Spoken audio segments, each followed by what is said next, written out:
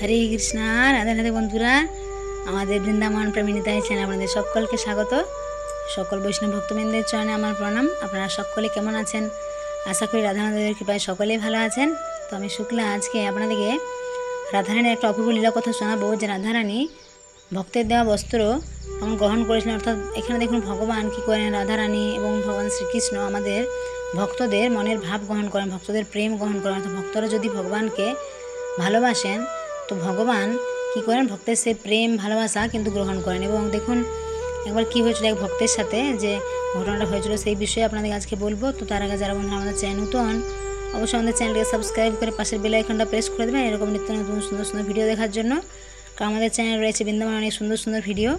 আর যারা বন্ধুরা বৃন্দাবনে আসতে চান, ভগবানের সমস্ত দর্শনীয় স্থানগুলো এগুলো দর্শন করতে চান, তো তারা আমাদের সাথে যোগাযোগ করবেন। আমাদের এখানে থাকার ব্যবস্থাও রয়েছে এবং 3 টাইম কৃষ্ণ প্রসাদের ব্যবস্থাও রয়েছে। এছাড়া বৃন্দাবনের সমস্ত মন্দির, রাধাকৃষ্ণের জন্মভূমি, লীলাভূমি সমস্ত কিছু সুন্দর করে দর্শন করান। আমি হরি বল। তো আপনারা যমুনা মহারানী দর্শন করে নেন সকলে। এবার প্রেম সে বলুন, জয় বৃন্দাবন ধাম কি জয়, যমুনা মহারানী কি জয়, হরি বল। তো দেখুন বন্ধুরা একবার কী হয়েছিল, এক ভক্তের সাথে, একজন ভক্ত ছিলেন বুড়িমা। তো তিনি বৃন্দাবনে এসেছেন দর্শনের জন্য এবং ওনার অনেক দিনের ইচ্ছা ছিল যে তিনি রাধারানীকে বস্ত্র দেবেন এবং নুপুর, পায়ের নুপুর দেবেন। তো এরকম ইচ্ছা ছিল। তো তার উপরে ওঠার অনেক কষ্ট। দেখুন বর্ষানাতে তো 300 সিঁড়ি আমরা সবাই জানি। তো এখানে কি হয়, দেখুন রাধারানী এমন কৃপা, অনেক ভক্তবৃন্দরা, অনেকের অনেক বয়স হয়ে যায়, হয়তো 60-70 বছর। তাই বলা হয় ভক্তি কিন্তু বন্ধুরা দেখুন কম বয়স থেকে শুরু করে। অনেকে ভাবে যে আমি বয়স হলে ভক্তি করব বা বয়স হলে ধাম যাব, দর্শনে যাব। যখন আমরা 70-80 বছর বয়স হয়ে যাবে তখন তো এইসব জায়গায় দর্শন করা অনেক দুঃসাধ্য, অনেক কষ্ট। তো তার জন্য কি হয়, কম বয়স থাকতেই ভক্তি করা উচিত এবং এইসব দর্শনীয় স্থানগুলো কিন্তু দর্শন করা উচিত। তো দেখুন ওই বুড়িমার ক্ষেত্রে কী হয়েছিল, ওনার যেহেতু বয়স হয়ে গেছিলো, কিন্তু ওনার অনেক দিনের ইচ্ছা ছিল যে উনি বর্ষানা যাবেন এবং রাধারানীকে সেই বস্ত্র এবং নুপুর দেবেন, এরকম ইচ্ছা ছিল ওনার মনের মধ্যে। তো উনি কী করেছিলেন, বর্ষানা আসছিলেন এবং বর্ষানাতে এত যেহেতু সিঁড়ি, এখন না হয় রোপওয়ের ব্যবস্থাও রয়েছে, অনেকে যারা সিঁড়িতে উঠতে পারে না রোপওয়ে করে উপরে উঠে যায় ভক্তবৃন্দরা। তো উনি কিন্তু সিঁড়ি দিয়ে উঠছিলেন, যতই কষ্ট হোক সে রাধারানীকে ডেকে ডেকে তিনি সিঁড়ি দিয়ে উঠছিলেন। দেখুন এখানে কি হয়, যদি ভক্তবৃন্দরা কষ্ট হয় ঠিকই, কিন্তু রাধে রাধে করতে করতে কিন্তু ভক্তবৃন্দরা সমস্ত কষ্ট হাসি মুখে কিন্তু বরণ করে নেয়। তো সেই বুড়িমাও কিন্তু এরকম উঠছিলেন ওপরে। তো কী হয়েছিল, ওঠার সময় তিনি দেখলেন উঠতে তার অনেক কষ্ট হয়েছিল, তিনি রাধে রাধে করে তো উঠছিলেন উপরে। তো উঠতে উঠতে একজন ছোট্ট বালিকা এসে ওনাকে বলল বুড়িমাকে, যে বুড়িমা আমাকে একটা নূতন জামা কিনে দাও না। তো তখন বুড়িমা ভাবলেন যে নূতন জামা কিনে দেবো, তো তিনি তো জানেন না যে ইনি সে রাধারানী। তো তিনি ভাবলেন যে আমার কাছে তো একটা বস্ত্র আছে, আমি তো রাধারানীর জন্য নিয়ে যাচ্ছি, তখন কি করব আমি তো কিছুই বুঝতে পারছি না। তো তখন তিনি ভাবলেন যে ঠিক আছে, এই তো ছোটো বালিকা, তো সে রাধারানীর মতো, এ তো এনাকেই দিয়ে দিই। তো তিনি সেই নূতন বস্ত্রটি সেই ছোট্ট বালিকাটির হাতে দিয়ে দিলেন এবং সেই নুপুরগুলিও বালিকাটির হাতে দিয়ে দিলেন। এবং তারপর কী হলো, তিনি যখন কষ্ট করে উপরে উঠে গেলেন, যখন একদম বর্ষানা মন্দিরে গিয়ে পৌঁছালেন এবং মন্দিরের উপরে উঠে তিনি যখন দেখলেন, দর্শন করলেন রাধারানীকে, তখন তো তিনি অবাক। তিনি দেখলেন যে কী ঘটনা, তিনি ভাবলেন আমি কি এসব সত্যি দেখছি নাকি স্বপ্ন। কারণ তিনি যে সিঁড়িতে ওঠার সময় যে ছোট্ট বালিকাটির হাতে যে বস্ত্রটা দিয়েছিলেন রাধারানীর জন্য, যেটা তিনি নিয়ে এসেছিলেন, তিনি দেখলেন যে যখন তিনি দেখলেন যে পর্দা মানে দর্শন করলেন রাধারানীকে, তখন দেখলেন যে তিনি যে বস্ত্রটা দিয়েছেন রাধারানী তো সেই বস্ত্রই পরে আছে। আর যে পায়ের নুপুর, তো তিনি এত নজর হয়নি, কিন্তু তিনি দেখলেন বস্ত্রটা তিনি পুরো দেখতে পেয়েছিলেন যে বস্ত্র কিন্তু রাধারানী সেই বস্ত্রই পরে আছে।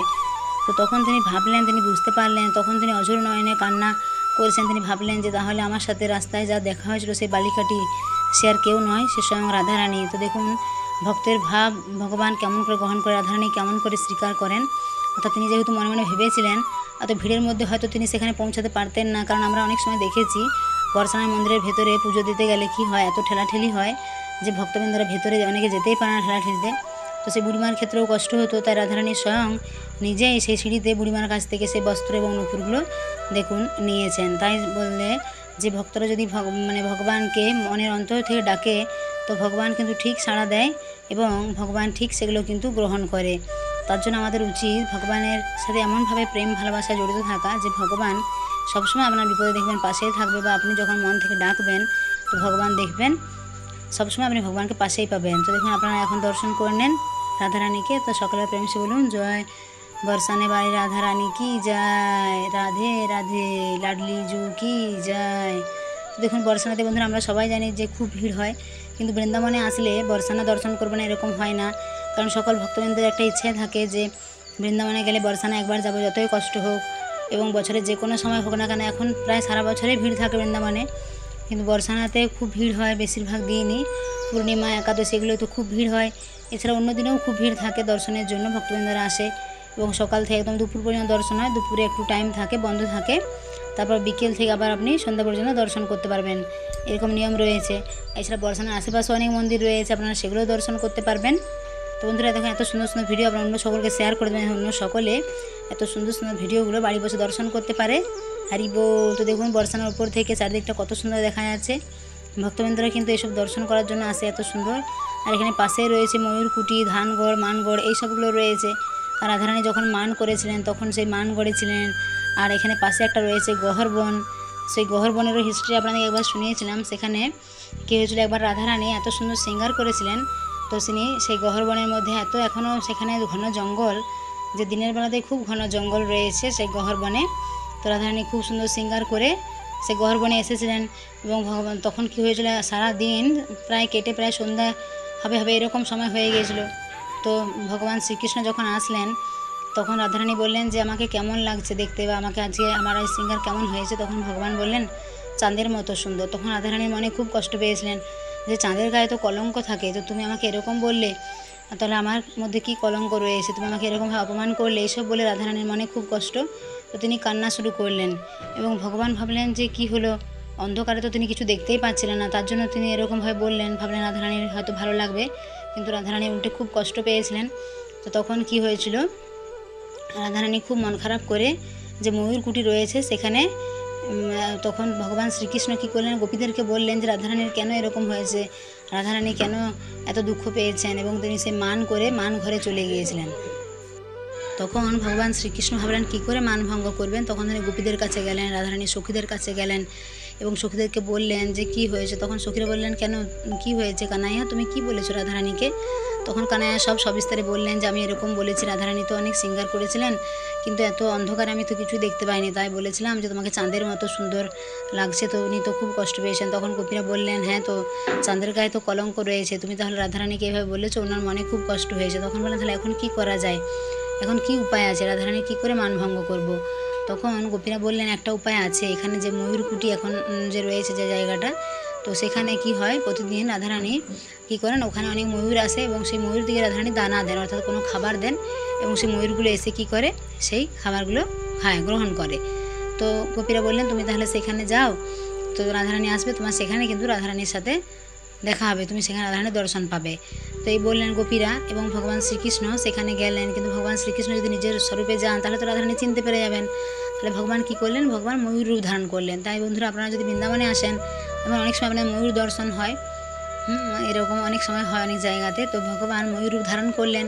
তো তারপর রাধারানীর কাছে যখন আসলেন, রাধারানীর চরণের কাছে এসে তিনি বারবার লুটোপুটি খাচ্ছেন। তো রাধারানী ভাবলেন যে এই ময়ূরটাকে আমার অন্যরকম দেখাচ্ছে কেন, অন্য ময়ূরগুলো তো আলাদা, কেন আমার শুধু চরণের কাছে বারবার এসব লুটোপুটি খাচ্ছে। তো একটু পরে রাধারানী বুঝতে পারলেন যে আর কেউ নয়, এ হলো আমাদের শ্যাম, ঘনশ্যাম অর্থাৎ কানাইয়া। তো বুঝতে পারলেন, তখন রাধারানীর কিন্তু সমস্ত মান ভঙ্গ হয়ে গেল, এবং রাধারানী একটু হাসলেন এবং ভগবানের সাথে যে এতক্ষণে অভিমান ছিল সেই সব অভিমান কেটে গেল। তো দেখুন এভাবে রাধারানীও ময়ূরূপ ধারণ করলেন এবং সমস্ত গোপীরাও ময়ূরূপ ধারণ করে কিন্তু সেখানে নৃত্য করেছিলেন। হরি বল। তো দেখুন বন্ধুরা কত সুন্দর সুন্দর লীলা কাহিনী রয়েছে, ভগবান এই বৃন্দাবনে কত লীলা কাহিনী করেছেন রাধারানী। তো বৃন্দাবনের কোনায় কোনায় বলা হয় রাধে রাধে। এখানে দেখুন অনেকেই মধ্যে অনেক কষ্ট থাকে, কিন্তু ভগবানের নাম নিয়ে কিন্তু সবাই রয়েছে এখানে। অনেক ভক্তবৃন্দরা দূর দূরান্ত থেকে আসে, কতজন কত বড় বড় পদ ছেড়ে, অর্থ দেখুন সম্পত্তি এইসব কিন্তু আমাদের সাথে কিছুই যাবে না। আমাদের সাথে যখন মানুষ দেখুন এই জগৎ সংসারে রয়েছে, যতদিন এই পৃথিবীতে থাকবে, তারপর যখন এই দেহ ত্যাগ করবে, অর্থাৎ তখন কি হবে, কি যাবে বলুন তো, শুধু কর্মটা, আপনি কি কর্ম করছেন এখানে এসে, কি ভালো কর্ম করছেন, সেই সমস্তগুলো আমাদের যাবে। তাছাড়া আমরা টাকা পয়সা, বাড়ি গাড়ি, অর্থ এইসব তো কিছুই মানুষ নিয়ে যেতে পারবে না, তাই না।